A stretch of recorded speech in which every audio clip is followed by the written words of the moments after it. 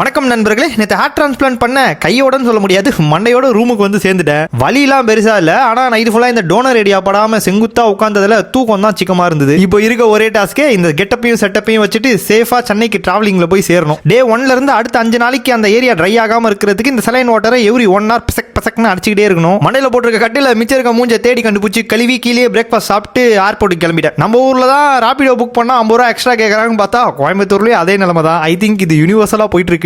இந்த டிராவலிங்ல toner area பக்கவா seal பண்ணிருக்காங்க, அது சேஃப். பட் ஃப்ரண்ட்ல இம்ப்ளான்ட் பண்ணிருக்க ஹேர் மேல வெயில் படாம பாத்துக்கணும். முக்கியமா ஜஸ்ட் ஒரு நாள் தான் இருக்கதால அந்த கேப் அந்த இடத்துல ஒட்டிக்கிச்சுன்னா ரிமூவ் பண்றப்ப அந்த முடியோட சேர்த்து வந்துடும். ஸோ அதுக்காக தான் பஃபூன் மாதிரி தூக்கி விட்டு நடந்துட்டு இருக்கிறேன். இதை பார்த்து அங்க இருக்கவங்க ஃபிளைட் ஏறும்போது நான் ஏதோ பிரெயின் சர்ஜரி பண்ணிக்கிறேன்ட்டு நீங்க எதுக்கு கியூல நிக்கிறீங்க, ஃப்ரண்ட்ல போங்கன்னு சொல்லிட்டு எல்லாரையும் தள்ளி விட்டு அமுச்சு விட்டாங்க. கரெக்டா ஒரு 40 நிமிஷத்துல சென்னை வந்து சேர்ந்த நண்பர்களே. வீட்டுக்கு வந்தோடனே நம்மள பார்த்த குஷியில பையன் துடிக்கிறான். ஆனா கோவிந்தனுக்கு தெரியாது, ஹைஜீனிக் காரணமாக ஒரு வாரம் இவனை ரூம்குள்ள விட போறது இல்லைன்ட்டு. இந்த கேப்பை கழட்டி பாக்குறப்ப இன்னைக்கு ஏதாவது கிராஃப்ட் வந்திருக்கான்னு ஒரு பயத்திலே இருந்தேன். பட் ஆல் சேஃப், ஒன்னும் இல்ல. பக்கா. மதியானமா மம்மி வேலை முடிச்சுட்டு வீட்டுக்கு வந்து பார்த்தோன்னே ஒரே ஷாக்கிங். பை தி வே நிறைய பேர் ஏன் இன்னும் உங்களுக்கு மண்டை வீங்கலன்னு ஆர்வமா கேக்குறீங்க. ஆக்சுவலி டிரான்ஸ்பிளான்ட் பண்றப்ப லோக்கல் அனஸ்தீசியா போடுவாங்க. அந்த ஃப்ளூயிட் அப்படியே டவுன் லைன் இறங்கி அந்த ஒரு ஸ்வெல்லிங் மாதிரி வரும். தட்ஸ் வை முடிஞ்ச அளவுக்கு மல்லாக்கே படுத்துட்டு இருப்பா தம்பின்னு மருத்துவர் சொல்லி அமுச்சு விட்டு இருந்தாரு. பட் வீடியோ எடுக்கிறதுக்கு, வேலை பார்க்கறதுக்கு, முக்கியமா எடிட் பண்றதுக்கு கொஞ்சம் உட்கார வேண்டியதா தான் இருக்கு. ஆனா நான் நிறைய வீடியோஸ்ல அவங்களுக்கு வர ஸ்வெல்லிங்லாம் பார்க்கும்போது நம்ம அதுல எவ்வளவோ பரவாயில்ல நல்லா மெயின்டைன் பண்ணிட்டு இருக்கோம்னு தோணுது.